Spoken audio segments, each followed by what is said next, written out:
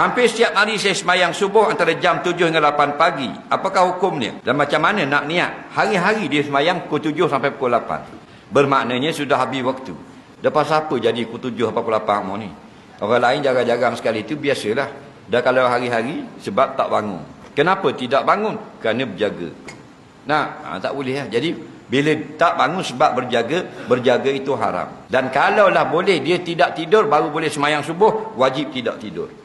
Kerana dia sudah sampai tahap meninggalkan solat pada setiap hari. Jadi kita kena tengok apakah sebab kita bangun lewat. Jangan tidur siang biar malam itu mudah tidur. Dan kalau tidur tak ada orang nak gerak, guna jam. Itu panggil ikhtiar. Jangan beli kecek pasal malam, papak segi. Kalau tu dak dengar tu,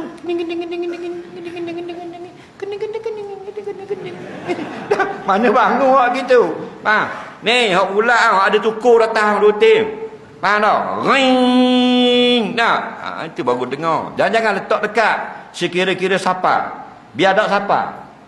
Sapa letak sambung. Lagi, sambung pukul 8. Nak niat ke mana? Niat macam biasa, tak niat qada pun sah.